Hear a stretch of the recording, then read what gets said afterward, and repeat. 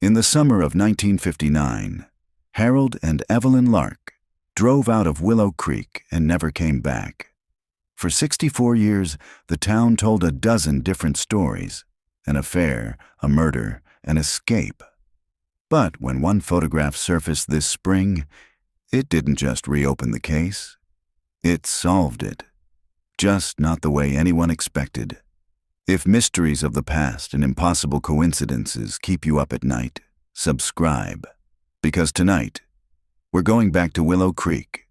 And we're not coming back the same. It began with a photograph, discovered in the false bottom of a cedar chest during an estate sale on the outskirts of town. The photo was square, glossy, and impossibly well preserved. It showed a young couple standing beside a pale green Chevrolet, sunlight bleeding through the trees behind them. A handwritten date on the border read August 9th, 1959. The buyer, a retired schoolteacher named Alma Hart, hadn't known the house's history when she picked up the box for $5. She only realized the photograph's significance later that night, when she saw the initials scratched faintly in the corner of the print. HL+E. M. Everyone in Willow Creek knew those initials. Harold Lark and Evelyn Moore, the couple who'd vanished that summer. Their disappearance had split the town like a lightning strike. No bodies, no wreck, no trace. Rumor aged into folklore, and folklore into silence. Alma took the photo to the sheriff's office the next morning. The young detective on duty, Claire Danner, studied it for a long time before noticing something strange. In the chrome reflection of the car's fender, a third figure appeared, faint, distorted, watching. By nightfall, the photograph was locked in evidence, and the case that everyone thought was buried had begun to breathe again. The storm had been building since noon, pressing gray clouds low over the valley. Detective Claire Danner sat in her cruiser on Main Street, rain threading down the windshield, the photograph on the seat beside her. It seemed to hum under the dim light, as if holding its own small weather system. She'd stared at it for hours, the couple smiling beside their car, the forest behind them bright and endless. At first glance, nothing about it felt sinister, but the reflection in the car's fender refused to leave her mind. The shape was wrong. Too tall, too close. By the time she drove out toward the old Lark property, the rain had turned to a steady downpour. The road was a thin ribbon of gravel and memory, lined with barbed wire fences and empty fields. The Lark farmhouse still stood at the end of the lane, half collapsed under decades of neglect. She parked, killed the engine, and listened. Only the ticking of cooling metal. When she stepped out, the air smelled of wet hay and rust. Inside, the house was a mausoleum of small, forgotten things. A calendar frozen on August 1959, a china cup rimmed with dust, a dress folded neatly across a chair as if waiting for a suitcase that never closed. Claire laid the photograph on the table and shone her flashlight across it. In the moving light, the couple's faces seemed to shift, smiles faltering in the shimmer of moisture. She brushed a fingertip along the glossy surface and felt the faintest ridge, a crease that hadn't been visible before. She angled the beam. Under the gloss, 3 penciled words surfaced. He was there. A gust slammed a shutter upstairs. She froze, listening. The sound came again. Wood against wood, slow and rhythmic, not quite wind. She climbed the staircase, each step groaning. At the top landing, she found a door half open. Beyond it, an attic filled with dust and the smell of mildew. Under the eaves sat a trunk identical to the one where the photo had been found. Inside were stacks of newspapers, yellowed letters, and a small Kodak box labeled Developed, August 1959. Her pulse quickened. The negatives inside were intact, curled with age but preserved. She held one strip to the flashlight beam. The same scene, the car, the couple. But in one frame, the third figure was closer, almost beside them. She exhaled shakily. Outside, Thunder rolled across the valley like something turning in its sleep. When she returned to the cruiser, she dialed the number for the county lab. "I need a rush scan," she told the technician. "Priority evidence, cold case reopen." The tech's voice crackled back. "You finally found something on the Lark job?" Claire watched lightning flicker through the rain. "Not something," she said quietly. "Someone." As she hung up, her headlights caught movement in the field. A pale figure slipping between rows of wheat. Impossible in the storm's fury. She stepped out, rain slashing her face, but the field was empty. Only the whisper of the wind and the sense that she was no longer the first to return. Back inside the car, the photo lay where she'd left it, but the reflection in the fender had changed. The third figure was closer now. Rain hadn't stopped by morning. It hung in a steady curtain over Willow Creek, turning the streets to mirrors and the air to fog. In the police lab downtown, fluorescent lights hummed over stainless tables. Detective Claire Danner stood beside the technician, watching as the negatives from the attic unspooled across the scanner's glass. The machine flickered. One frame after another appeared on the monitor.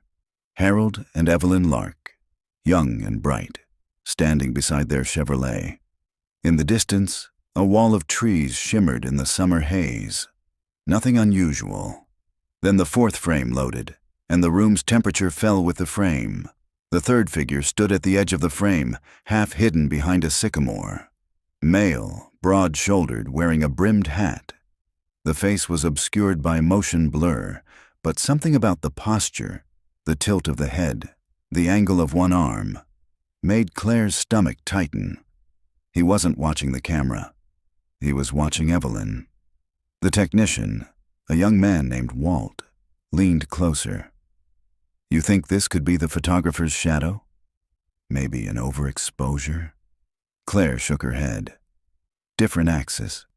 The shooter stood 3 feet left of this lens. Walt zoomed in, enhancing contrast. The man's outline sharpened. On his right hand, a glint of metal, a watch or a ring. Beside him, something darker, lower to the ground, almost the shape of a dog crouched in the grass. "Do we know who owned the property back then?" Walt asked. "Larks lived there," Claire said. "No neighbors for half a mile. Closest farm was the Danners, my grandparents, actually." Walt gave a small, nervous laugh. "Guess this case really came home for you?" She didn't answer. Her mind was already racing backward through old stories. Her grandmother's voice, quiet, careful, whenever the name Evelyn Lark came up. The way her father changed the subject, saying, "That was before our time, honey. Let it be, let it be." In Willow Creek, that phrase had buried more truth than dirt ever could.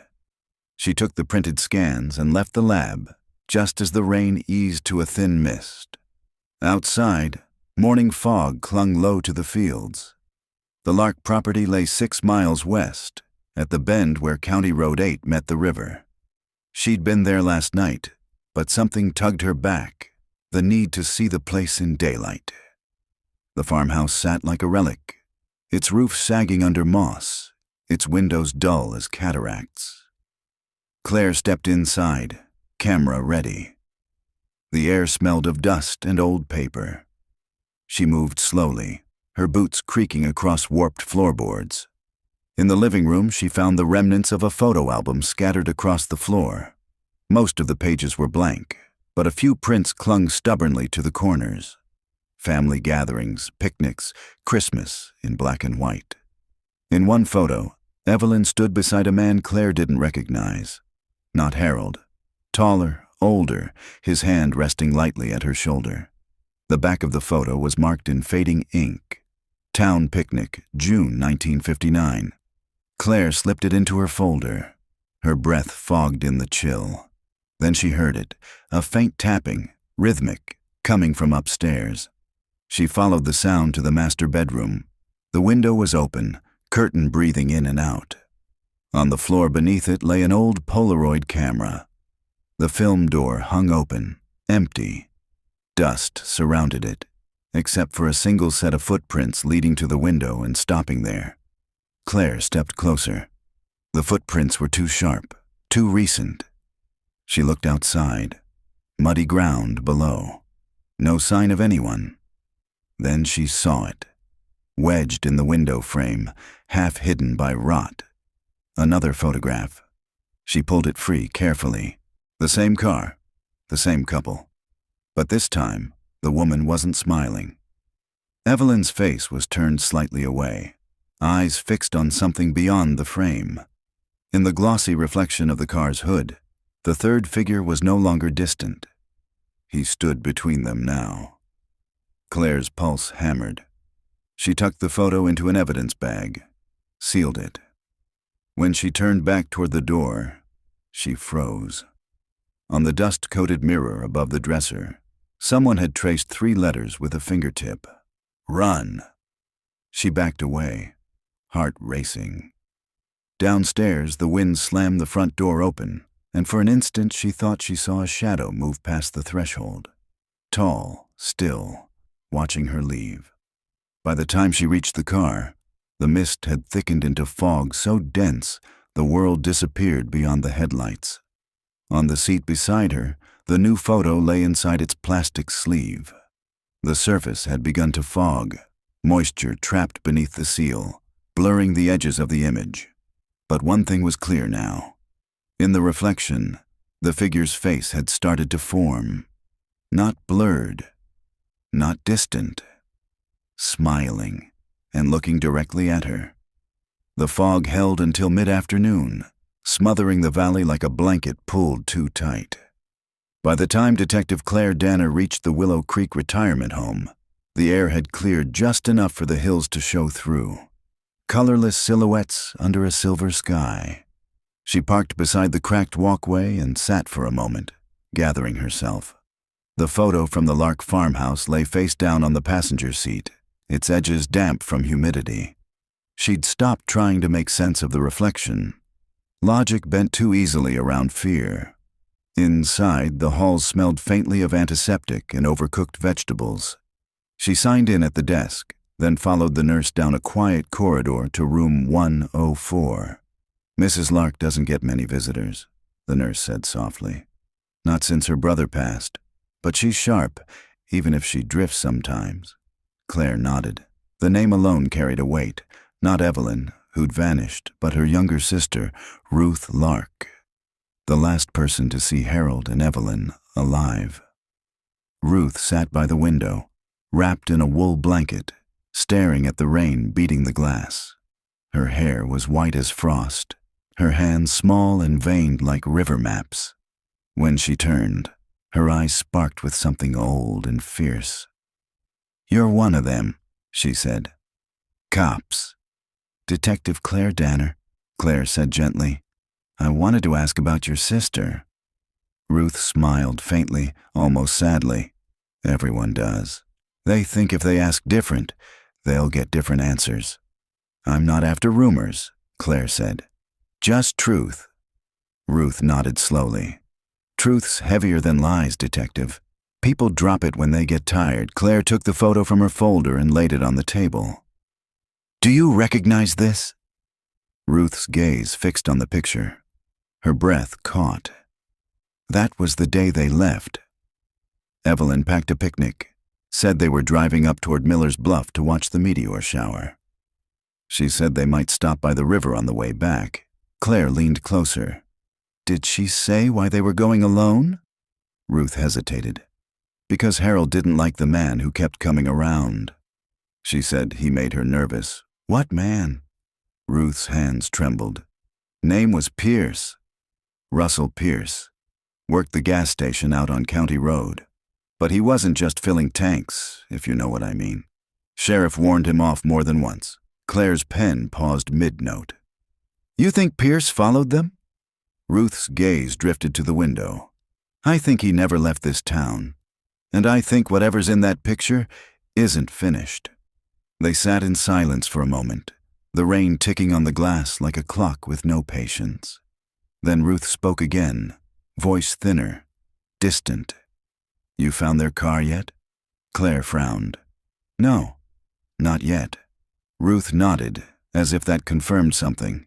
Then it's still down there. Where? She looked back, eyes bright with a kind of fever. The river doesn't forget, Detective. It just hides what it keeps. Claire left with the photo pressed under her arm, and Ruth's words circling in her head. By dusk, the sky had gone pale gold over the ridge, and the wind smelled of damp earth. She drove toward County Road 7, the old route to the river. The asphalt ended where a dirt path began, winding through willows and cattails. Halfway down, she saw it. A wooden sign split by rot. Miller's Bluff Road. Her headlights swept across the bank where the creek widened into a slow black pool. She parked, stepped out, and felt mud give under her boots. The water was still, thick with fallen leaves. A broken fence post jutted near the edge, and tangled in the wire hung something metallic, a fragment of chrome trim, curved like part of a bumper. Claire crouched, brushing away mud until letters emerged. Chevrolet. She looked down the embankment. In the fading light, she could just make out a faint contour beneath the surface. The outline of a roof, a windshield, the ghost of a car sleeping in silt. Her pulse climbed. She grabbed her radio. "Dispatch, this is Danner. I need a dive team at Miller's Bluff, possible submerged vehicle 1950s model." The radio hissed back with static, then silence. She tried again. Nothing. The air had gone utterly still. Claire stepped back toward the car. The surface of the river shifted once, a ripple spreading outward from the center, as if something beneath had exhaled. In that fleeting moment, the rain began again. Cold, thin needles against her face. She looked once more at the water, and for an instant she could have sworn she saw two faces reflected there, Harold and Evelyn, pale and weightless, watching from below. Then the ripple broke, and they were gone. When she reached her cruiser, the photo had slipped from the folder and landed face up on the passenger seat. Moisture had blurred the ink at the edge, but one word was clear now, new, sharp, and wet. Below. By dawn, the fog had rolled back over the valley, swallowing Miller's Bluff in a pale hush. Detective Claire Danner stood on the riverbank, coffee cooling in her hand, watching divers from the county search team assemble their gear. The water was dark and slow, the kind of silence that carried weight. Deputy Holt, tall and square-shouldered, joined her. "Hard to believe that thing's been down there 60 years, he said. Claire nodded, eyes on the current. "If it's really the Lark's car, it's the oldest open file we've got." The lead diver, a woman named Kelly, slipped her mask into place and gave a thumbs up. Moments later, she vanished beneath the surface. The others followed, bubbles rising in clusters that broke the stillness like clock ticks. The radio on Claire's belt crackled faintly. "Visibility 2 feet. Kelly's voice came through, warped by static. "We've got metal, large structure, looks like a vehicle roof." Claire moved closer to the edge. The smell of the river was metallic, sour with silt. "Confirmed Chevrolet emblem," Kelly said. "Green paint, matched to 1958 Bel Air." Claire's chest tightened. Harold Lark's car had been a pale green Chevrolet. "Can you access the interior?" she asked. A pause. Then Kelly again. Voice lower. "Driver's side window's gone. I'm going in." The seconds dragged. Then, "God, there's someone here." Holt leaned toward the radio. "Say again?" "Remains," Kelly said. "2 of them, front seat. Still belted in." Claire exhaled slowly. The world seemed to narrow until all she heard was the slow roll of the water and her own heartbeat. They worked for hours to raise the vehicle. By noon, the green Chevrolet broke the surface in a torrent of mud and bubbles. Its roof had collapsed inward, windshield shattered. Moss and weeds clung to the fenders like ivy. As the crane lifted it onto the bank, something slid free of the passenger door, a leather satchel swollen with water. Claire caught it before it hit the mud. The clasp had rusted, but she pried it open with her pocket knife. Inside were the remnants of a wallet, a lipstick tube, and a small envelope sealed in wax. The paper had darkened to the color of tea, but the ink was still legible. She peeled it open carefully. Inside, a photograph. Not the one she'd seen before. This one showed Evelyn alone, sitting on a porch step, eyes red-rimmed, hands folded tightly in her lap. Behind her, Harold stood in the doorway, half-shadowed, looking down at her as though deciding something. On the back of the photo, in the same faint pencil as before, "Not an accident." Claire felt the air leave her lungs. She looked at Holt. "We'll need the coroner here." "And a secure evidence locker for this?" He nodded, signaling the team. While they worked, she walked a few yards upriver to clear her head. The rain had stopped, but drops still fell from the trees like the aftermath of tears. She crouched at the water's edge, touching the surface. It was colder than she expected. Beneath, she could just make out a shimmer, something caught in the sediment, reflecting light. She reached in, fingers brushing metal. When she pulled it free, it was a wristwatch, corroded but intact, the hands frozen at 9:14. She slipped it into a bag, labeling it carefully. When she stood again, Ruth Lark's words echoed back to her. "The river doesn't forget. It just hides what it keeps." Hours later, the remains were transferred to the county morgue. The forensic pathologist, Dr. Nandor, was waiting when Claire arrived. He gestured to the table where two shrouded forms lay under white sheets. "We've got identification," he said quietly. "Dental records match Harold and Evelyn Lark." Claire swallowed. "Cause of death?" "Complicated," he said. "Both show blunt force trauma, but not consistent with a crash. No fractures from impact. It's as if the car went into the river already at rest." "Meaning?" He met her eyes. "They were dead before they drowned." The words hung there, heavy as water.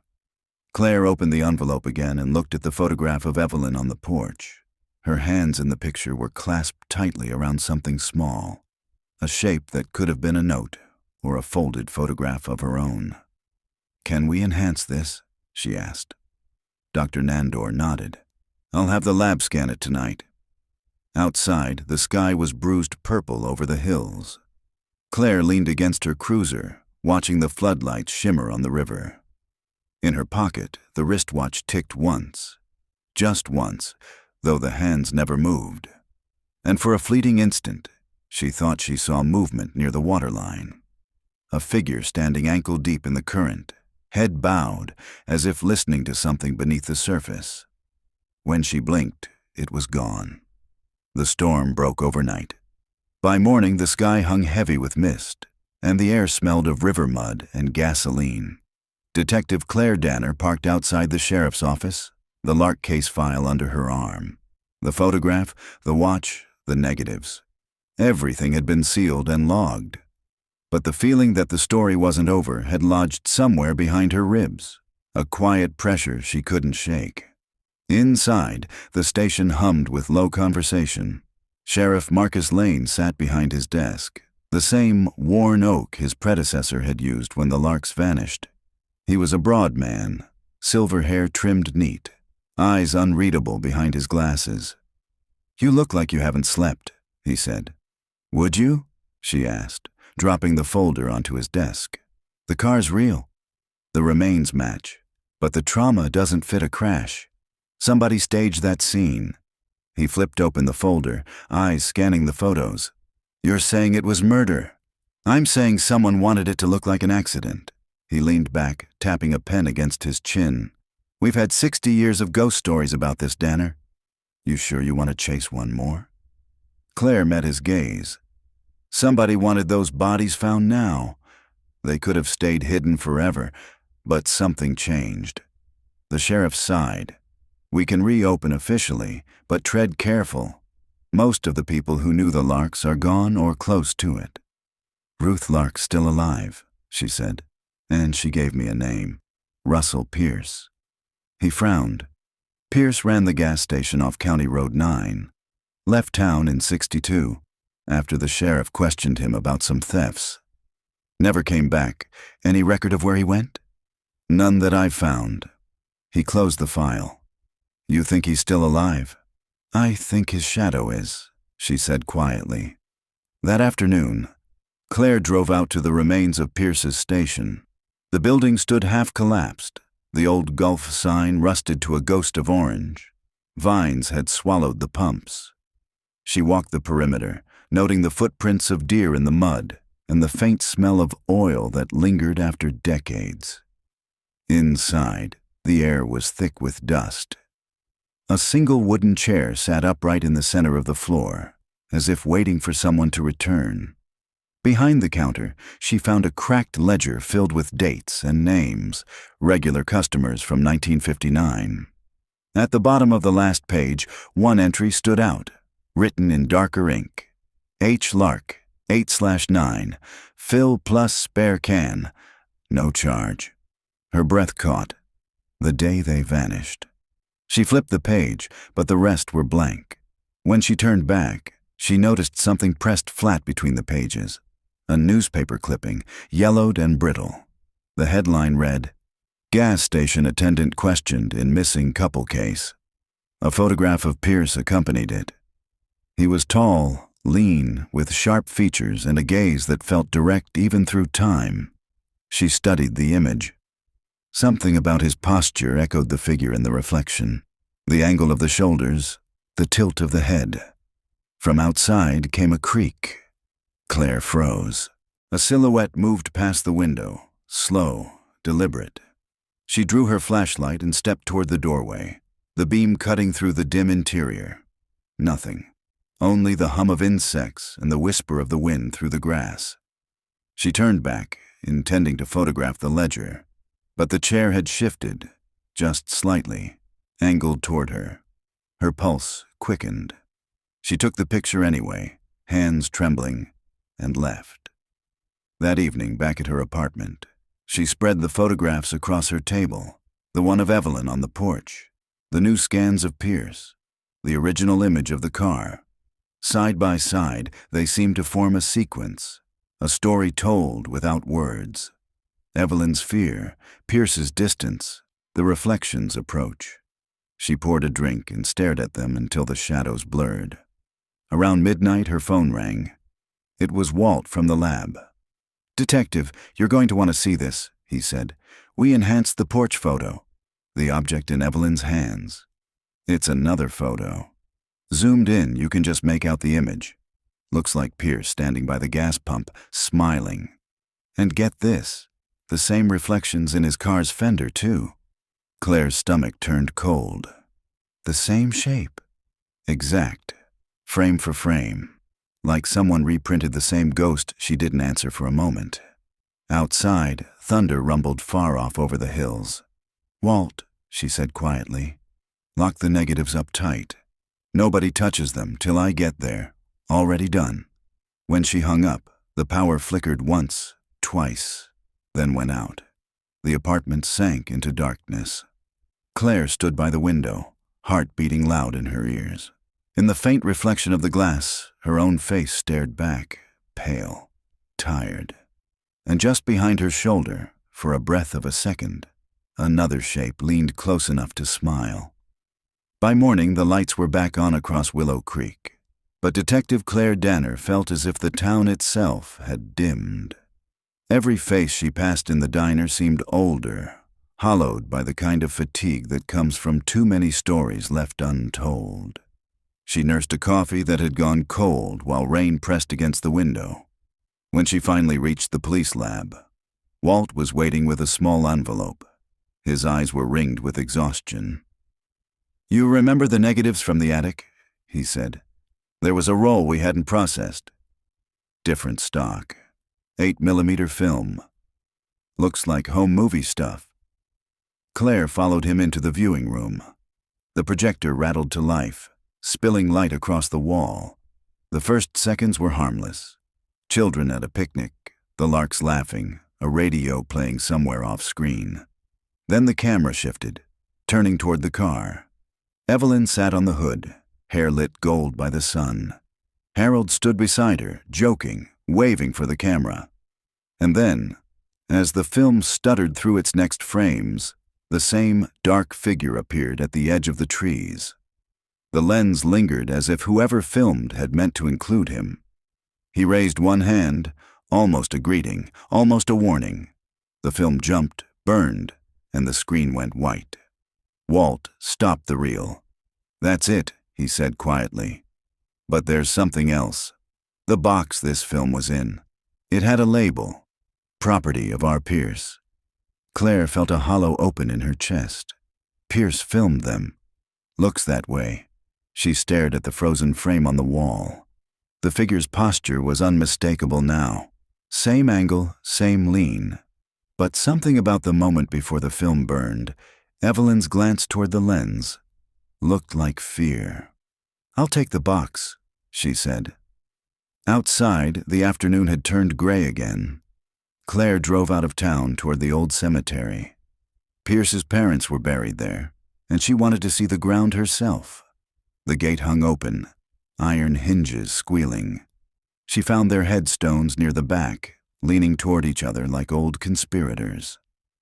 The grave beside them was blank, but freshly disturbed. New earth, no marker. She crouched, brushing away wet soil. Beneath it lay a small tin container.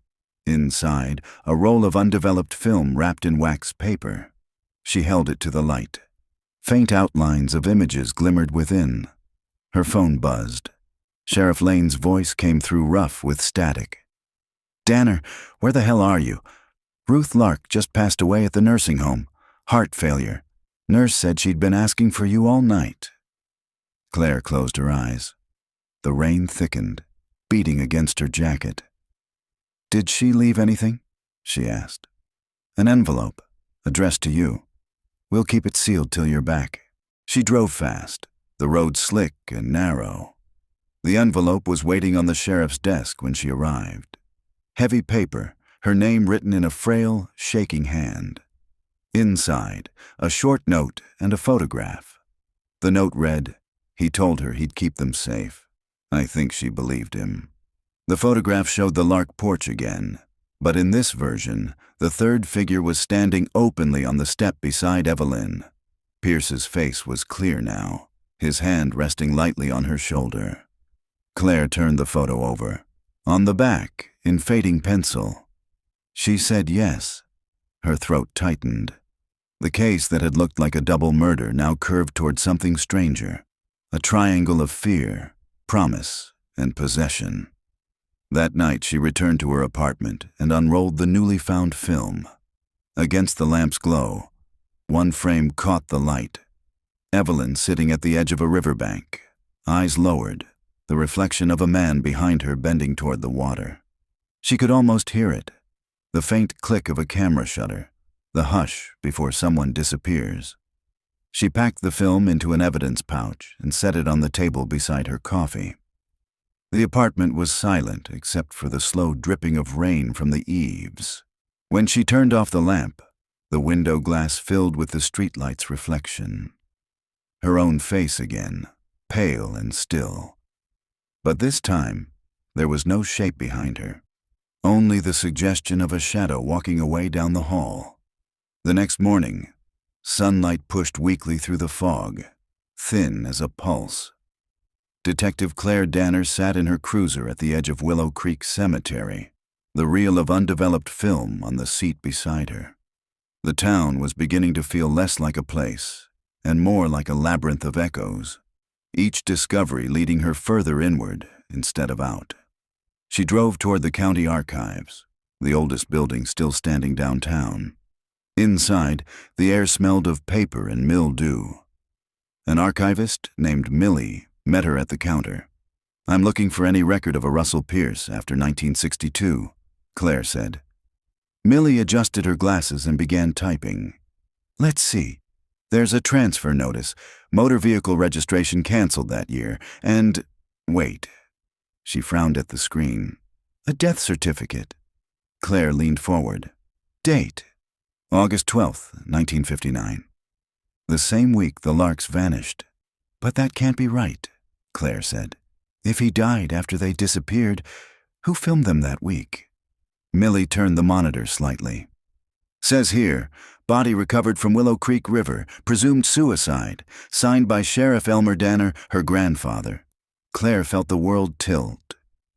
Where was the body buried? Potter's Field, Millie said softly. Unmarked grave. Outside, the day had brightened, but Claire barely noticed. Her grandfather's name on that report meant more than an old signature. It meant complicity, or at least silence. She drove straight to her father's house on the outskirts of town. He was in the yard, repairing a fence, older now but still steady, his movements slow and careful. When he saw her car, he wiped his hands on a rag and sighed. "You're digging up ghosts," he said. "Then tell me why they were buried," she replied. She handed him the file with Pierce's certificate. Grandpa signed off on this. Said Pierce drowned 3 days before the Larks vanished. Her father studied the paper, then looked up at her. He wasn't wrong. They found a man in the river. Face gone, pockets empty. Pierce's wallet washed downstream 2 days later. Everyone decided it was him. No one wanted to look closer, because it was easier, because it was over. She shook her head. No, it wasn't. That car was never found. Until now he hesitated, eyes clouding. Your grandfather used to say the river changes things, that what goes in doesn't come out the same. That's not an answer. He turned back to the fence. Some things you don't answer. You just outlive them. Claire left without another word. The wind had picked up, rattling the bare branches overhead. On the drive back, she passed the old Lark farmhouse. For a moment she thought she saw a figure standing in the doorway. A woman, hair moving softly in the wind. When she stopped the car, the doorway was empty. At the station, Walt was waiting, pale and tense. "We developed the film you found," he said. "You should see this." He led her into the lab and switched on the monitor. The footage was clearer than the first reel, as if preserved intentionally. It opened on the same riverbank, Harold's car gleaming in sunlight. Evelyn stood near the water, holding something behind her back. Pierce's voice, calm, almost tender, came from behind the camera. "You said you wanted proof," he murmured, "that I'd keep you safe. So smile for me." Evie Evelyn turned, her expression unreadable. "He'll find us," she said. "No, he's gone." The camera trembled slightly. Then Evelyn lifted the object she'd been hiding. A pistol, small and nickel-plated. Pierce's voice shifted. "Don't." The frame lurched, the picture fractured into blur and light. When it steadied again, the car door was open, and the lens pointed toward the ground. The last clear image was Evelyn's reflection in the river. Eyes wide, mouth half open, as if realizing too late what she'd done. Then the reel ended. Walt stopped the projector, voice quiet. If Pierce died before they vanished, someone else filmed that. Someone who wanted it kept. Claire stared at the frozen image on the wall. Her pulse felt slow, heavy. Or someone who wanted it finished. Outside the lab window, twilight had deepened. Across the parking lot, the river glimmered faintly through the trees. For the first time, Claire felt it. The pull of it, like gravity. The same current that had kept the car hidden. The same that had taken Pierce. And maybe everyone who'd tried to look too long. She packed up the reel and left the station. By the time she reached the bridge over Willow Creek, night had swallowed the valley. She stopped halfway across, leaning on the rail. The water moved below, calm and black. Her reflection shivered there, joined by another beside it. A man's face, older, blurred by the ripples. For a long moment, neither moved. Then the current carried him away.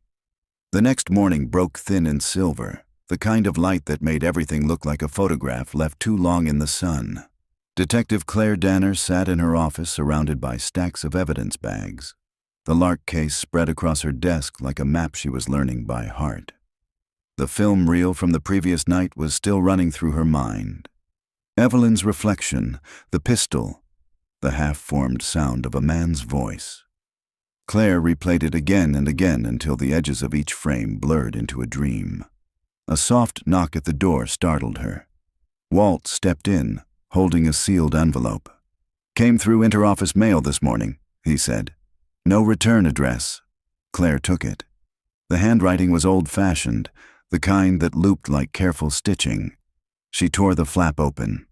Inside was a single sheet of yellowed paper, folded twice. The ink had bled at the edges, but the words were still legible. "If you found the film, you'll know the truth wasn't mine to keep. The river doesn't lie. Check the post ledgers from August 1959. You'll find what I couldn't bury." E.D.E.D. Evelyn Danner, her grandmother. Claire felt the breath leave her chest. She knew the name by family stories, whispered ones that skipped from truth to myth. Her grandmother had been a friend of the Larks, according to her father, a friend who stopped visiting church after that summer and never spoke of the couple again. She looked up at Walt. "I need access to postal records from 1959. He raised an eyebrow. "Those aren't digitized. You'll have to go to the depot archives. That place hasn't been opened in years. Then we open it." The depot stood on the edge of town, a long wooden structure with boarded windows and ivy crawling up its walls. The smell of damp paper met them the moment they forced the door. Dust floated in shafts of light that cut through the gaps in the boards. Inside, rows of pigeonholes still held brittle envelopes, their corners curled and labels faded.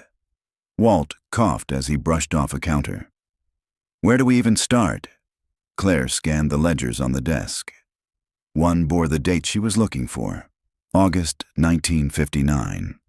Her gloved fingers turned each page carefully until she reached the middle of the month. There it was.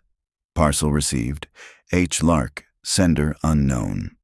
Next to it, a scribbled note. "Hold for pickup," Pierce notified. She stared at the line until it blurred. A package meant for the Larks. Pierce knew Walt leaned over her shoulder. Think it was that film reel? Or something worse? She followed the column to the bottom, where a clerk had added a final entry days later. "Unclaimed. Sent to sheriff's office. Sealed." Her heartbeat quickened. The sheriff at that time was her grandfather. They searched the remaining boxes in silence. Near the back, in a drawer warped by water damage, she found a parcel wrapped in wax paper. The label barely intact, but legible enough. Sheriff's evidence. Hold, Danner. Inside lay a stack of small photographs bound with twine. The first showed the Lark farmhouse, sunlit and serene. The next, Evelyn and Harold seated at a table, smiling faintly toward the lens. The third, Pierce standing behind them, his hand resting on Harold's shoulder. But the fourth photo was different. The same table, the same angle, but Harold was gone. Only Evelyn and Pierce remained, her face turned away, his expression hard to read. And the fifth, Claire swallowed hard. The fifth showed a man lying on the riverbank, his face obscured by shadow, the waterline crawling up his shoes. Behind him, someone stood with a camera raised. She flipped it over. On the back, in her grandfather's handwriting, "Do not release." For a moment, she couldn't breathe. Walt's voice came faintly from behind her. "Claire, there's something else in here." He handed her a second envelope. Inside was a short letter on sheriff's stationery, dated August 20th, 1959. To State Records Division, regarding the Lark disappearance. Cease inquiries pending confirmation of vehicle recovery. No foul play suspected. Local evidence sealed per request of Mrs. Danner, her grandmother again. Claire lowered the letter slowly. The room seemed to tilt around her. "They covered it," she said. "She helped him bury it." Walt hesitated. "Maybe she was protecting you." "From what?" He didn't answer. They left the depot as dusk began to thicken across the fields. On the drive back, Claire couldn't shake the image of that last photograph. The hand holding the camera, the body half swallowed by water. Back in her apartment, she spread the prints under the lamplight. For the first time, she noticed something strange. In each photo, no matter how different the setting, the same faint pattern glowed in the reflections. A spiral, almost like the trace of a thumbprint caught in light.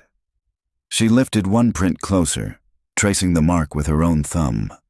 The moment her skin brushed the surface, a static crackle jumped across her fingertip.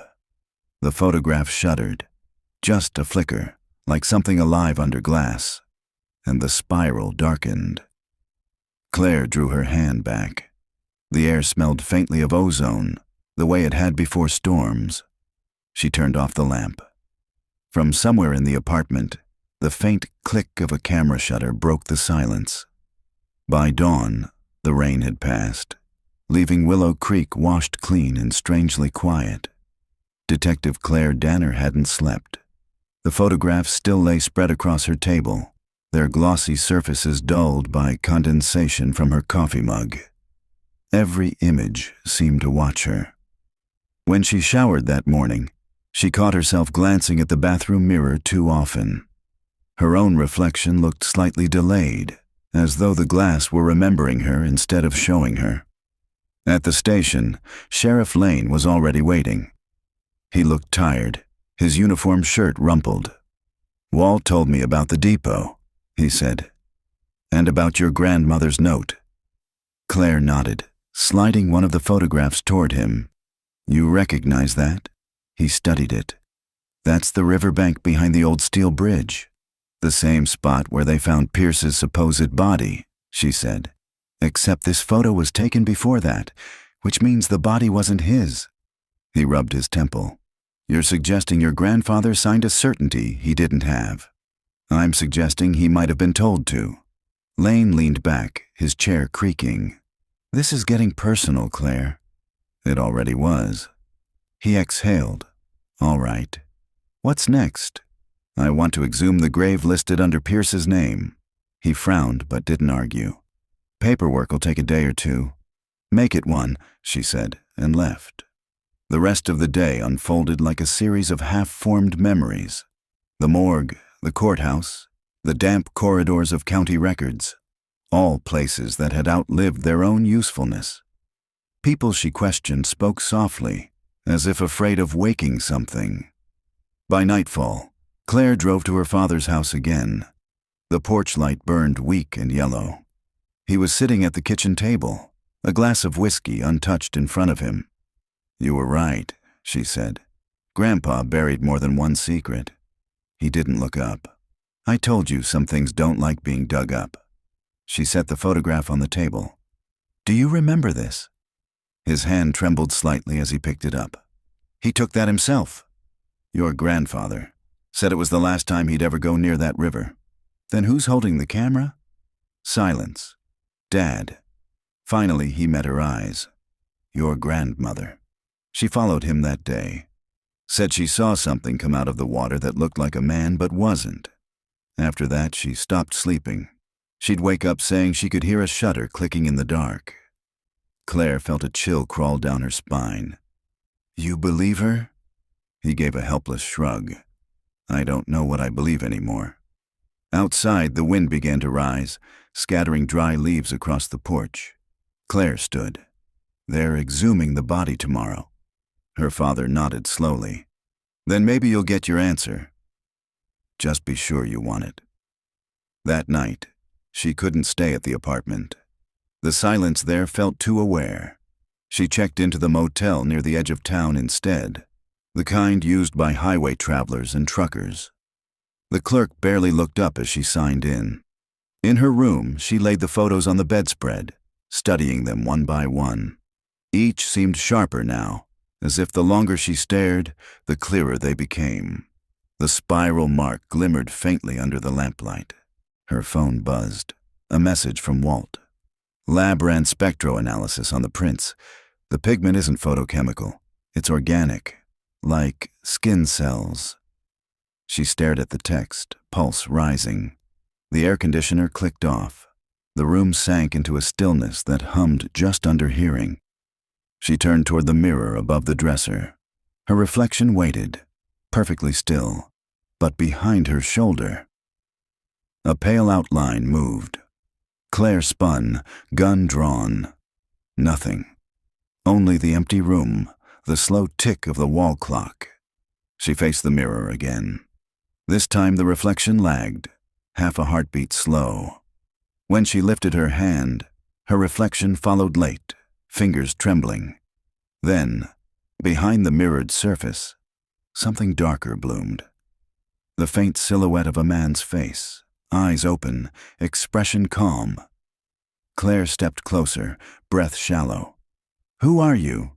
No answer, only a low hum, the sound of film running through a projector. Her phone buzzed again, breaking the moment. It was the sheriff. "We've got a problem," he said. "The grave marker's gone. Someone beat us to it." She glanced back at the mirror. The face had vanished, leaving only her reflection, pale and shaking. "I'm on my way," she said.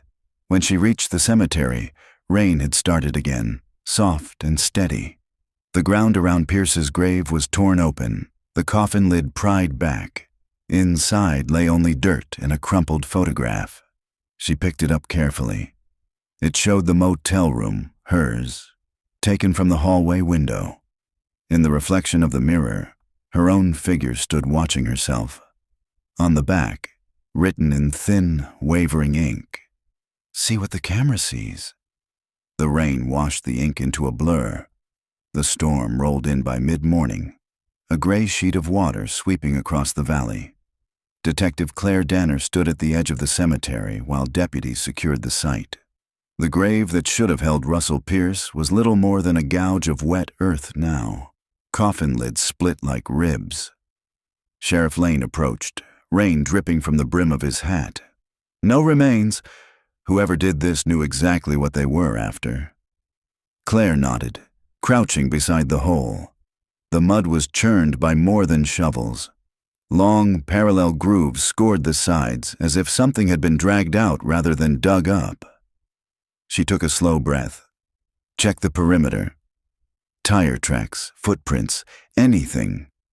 The deputies fanned out through the rain. She stayed crouched, eyes tracing the edges of the grave. A faint glint caught her attention. Metal, half buried. She brushed away soil until her glove struck something solid. It was an old key, ornate and rusted, the tag still attached, stamped into the brass. Room 9, Willow Motor Lodge, her motel room. A drop of cold ran down her spine. By noon, she was standing again outside the motor lodge, rain still falling in a steady whisper. The clerk looked up from a small television as she entered. "Something wrong with your room?" he asked. "How many keys to room 9 exist?" He frowned. "2. Yours and the master. I need both." He hesitated but handed over a small ring of keys. "Everything okay, detective?" She didn't answer. She walked down the narrow corridor toward her door. The rain outside tapped against the windows like fingers. Inside, the room looked untouched. But as she set her bag down, the faint smell of soil reached her, wet, mineral, unmistakable. She knelt by the bed. Beneath the frame, something metallic glinted in the shadows. A camera, old, heavy, and still warm to the touch. She lifted it carefully. The film compartment was empty, but moisture clung to the inside of the lens, distorting her reflection in its glass. The phone rang. She jumped, heart hammering. It was Walt. His voice sounded strained. "Claire, I've been going through the chemical analysis on the photos again. That organic material, it's epidermal, human. Someone developed those prints in a bath mixed with tissue." She swallowed hard. "Whose? We can't tell. But it's old. Decades," the line hissed. The connection faltered. She heard a soft click, camera shutter, distant but distinct. "Walt?" Silence. She turned slowly toward the mirror above the dresser. For the first time, she noticed a faint seam along its edge. A panel. She slid her fingers beneath it and pulled. The mirror lifted easily, revealing a narrow recess in the wall. Inside sat another photograph, tucked in a glass envelope. She drew it out. The image showed her standing in that exact room, facing the mirror, holding the photograph she now held. Her breath caught. On the back, a new message, ink still wet enough to smear. The camera remembers. The lights flickered once, then steadied. Outside, thunder rolled like a slow drum. Claire sank into the chair beside the window, the photograph trembling in her hand. The rain blurred the parking lot into streaks of light. For a moment, she thought she saw someone standing just beyond the glass, tall, hat brim low, watching. She raised her gun, but the figure dissolved into rain. She exhaled, shaky, and called the sheriff. "Lane, it's me." The grave was empty, and whoever took the body left me a message. "They know where I am." "Get out of there," he said. "Now!" She started to reply, but something behind her creaked. The bathroom door. She turned, gun raised. The door stood ajar, a sliver of darkness beyond. The smell of damp soil drifted out. Step by step, she crossed the room. Her reflection moved beside her in the mirror, slightly delayed, lips parted as if whispering something she couldn't hear. When she pushed the door open, she froze. On the tiled floor lay a set of muddy footprints. Bare, small, a woman's. They led to the shower curtain. She pulled it back. Empty. But the drain was clogged, not with hair or dirt, but with fragments of damp paper. She knelt, prying one free. A corner of a photograph, Evelyn's hand reaching toward the lens. The rest was gone. She flushed the drain, but the water refused to move. It swirled once, then stopped, the reflection of her own face breaking apart across its surface. Somewhere beyond the window, another camera clicked. The storm finally broke at dawn, leaving Willow Creek wrapped in a damp, uneasy quiet. Detective Claire Danner hadn't closed her eyes all night. She'd sat at the edge of the motel bed with the photograph still in her hand, the sound of that phantom shudder echoing in her mind. By morning, she'd made up her mind. She packed the camera, the key, and the photographs into an evidence case and drove straight to the station. The air outside still smelled of wet earth and iron. Sheriff Lane met her at the door. "You look like you've been through a war," he said. "Not done yet," she replied. In the lab, Walt was waiting, pale but steady. He held a small package wrapped in wax paper. "You're not going to believe this," he said. "Someone dropped this in our after-hours box. No name, no return address." He unwrapped it. Inside lay a roll of 35mm film, handwritten across the leader strip, 1959, last roll. Claire stared at it. Where did it come from? No clue, but it's the same type as the negatives from the Lark attic. I already ran a chemical test. Whatever's on this is fragile. You sure you want it developed? She hesitated only a moment. Do it. They worked in silence, the darkroom red light painting everything the color of blood. As the film unspooled into the developer, images began to bloom in faint gray. The farmhouse, the car, the river. Familiar scenes, ghosts made of silver. Then came one frame that stopped Claire's breath. Evelyn stood beside the Chevrolet, her hand raised in mid-motion, as though waving or warning. The next frame showed her closer to the camera, face drawn, eyes wide. The one after that was nearly black, the lens clouded, but a shape moved faintly in the shadows.